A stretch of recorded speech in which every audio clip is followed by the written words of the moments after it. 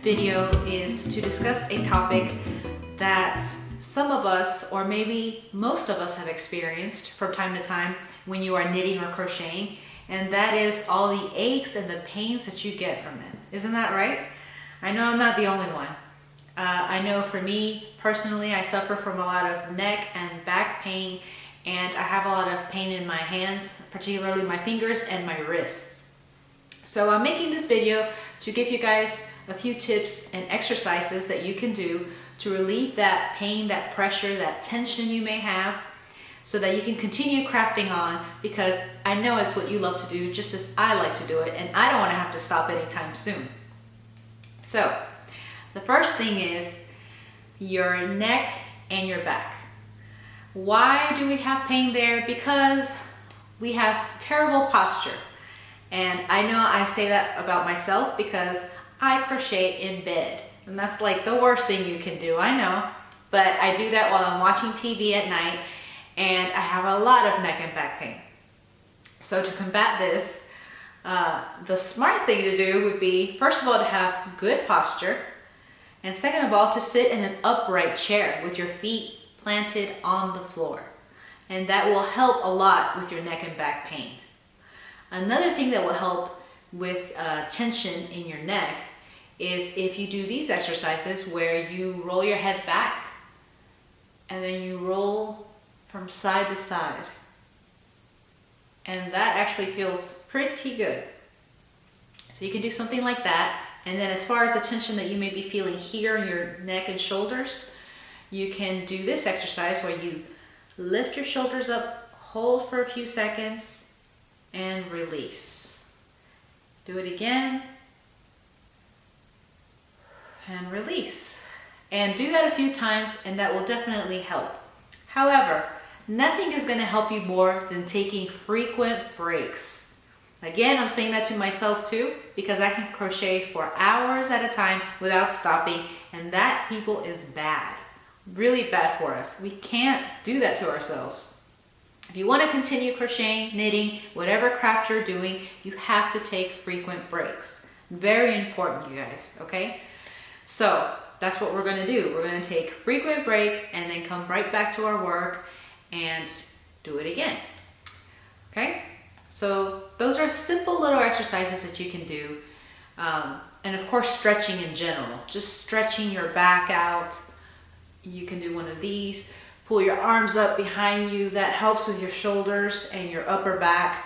That feels really good as well. So try that. Another thing that we all complain about is the pain that we have in our hands and our wrists. So simple exercises here.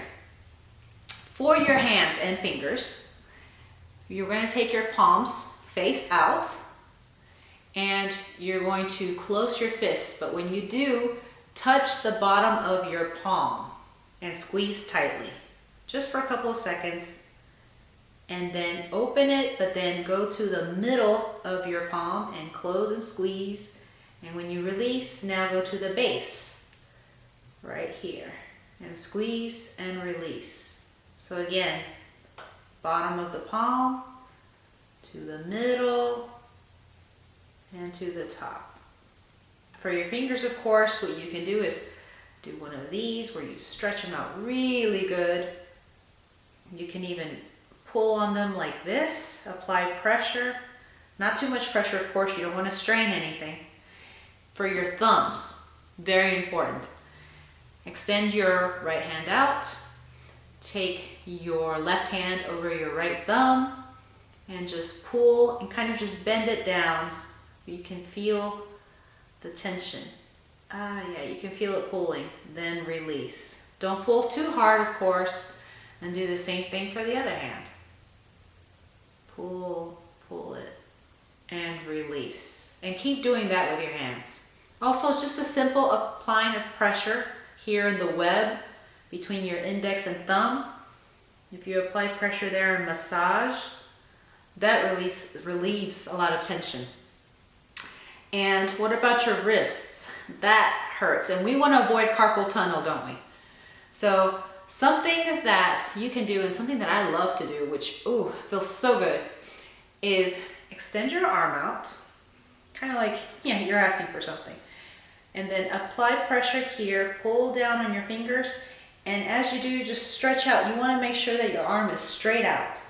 And then pull down like this. Ooh, that feels really good. You can feel it all up through here, which feels great. You need to stretch this. It's very important. And then do the same for the other wrist. Ooh, that feels really good. I feel like I'm working out here. This is a workout video. Okay, so those are very simple exercises you can do as far as that. Now, something else I wanted to mention is our vision. Now, that is very important too because we strain our eyes a lot when we are working. So one thing that's very important, of course, is to have good lighting. Very important. Don't crochet in the dark or when it's like really dim out. Have good lighting to work with. You don't want to be straining your eyes so much. Another tip is, of course, to take breaks. Your eyes just need to relax and they need a break. Of course, if you're wearing contacts, put on your glasses. That helps a lot too. To avoid, you know, the dryness and all of that. Use eye drops frequently. I know I do. I know I suffer from dry eyes and putting eye drops on all the time helps. So that I can keep working for hours and hours on crochet projects.